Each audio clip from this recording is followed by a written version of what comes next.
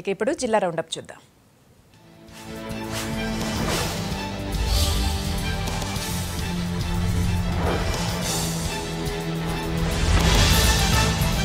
వరంగల్ వెళ్లిన గవర్నర్ నరసింహన్ దంపతులు నల్గొండ జిల్లా భువనగిరిలో కాసేపు ఆగారు. రెండు రాష్ట్రాల మధ్య ఇక సమస్యలు ఉండబోవన్నారు. కొత్త సంవత్సరంలో అన్ని సర్దుకుంటాయని చెప్పారు. గవర్నర్ దంపతులకు భువనగిరి అధికారులు స్వాగతం పలికారు. మెదక్ జిల్లా సదాశివపేటలోని క్లాత్ స్టోర్స్ లో తనిఖీలు చేశారు పోలీసులు. దాదాపు 5 లక్షల విలువ చేసే నకిలీ రేమండ్ ప్యాంట్ క్లాత్ ను స్వాధీనం చేసుకున్నారు.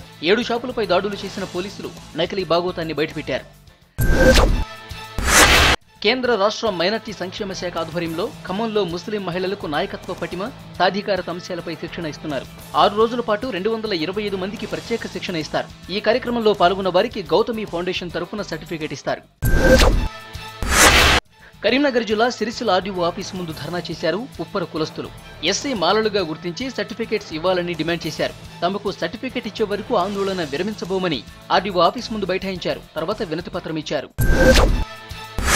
మహబూబ్నగర్ జిల్లా కొడంగల్ శ్రీ లక్ష్మీ వెంకటేశ్వర స్వామి బ్రహ్మోత్సవాలు వైభవంగా జరుగుతున్నాయి. రథోత్సవ కార్యక్రమం కన్నుల పండుగగా జరిగింది. తమిళనాడు నుంచి తెప్పించిన కొత్త రథంలో స్వామివారిని మాడవీధుల్లో ఊరేగించారు. ఈ కార్యక్రమంలో భక్తులు పెద్ద సంఖ్యలో పాల్గొని మొక్కులు చెల్లించారు.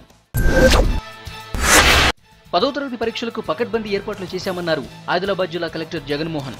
పరీక్ష కేంద్రాల్లో ఏమైనా ఇబ్బందులు ఉంటే విద్యార్థులు హెల్ప్ లైన్ నంబర్లకు ఫోన్ చేయొచ్చన్నారు. ఉదయం 9 గంటలకే విద్యార్థులు ఎగ్జామ్ సెంటర్కు చేరుకోవాలని సూచించారు. 10 గంటల తర్వాత ఎగ్జామ్ సెంటర్లోకి అనుమతించబోమని చెప్పారు. జిల్లా వ్యాప్తంగా 203 ఎగ్జామ్ సెంటర్లు ఏర్పాటయ్యాయి. ఆదిలాబాద్ జిల్లా కోటపల్లి ఉషోదయ ప్రైవేట్ స్కూల్లో 15 మంది విద్యార్థులకు ఫుడ్ పాయిజన్ అయింది.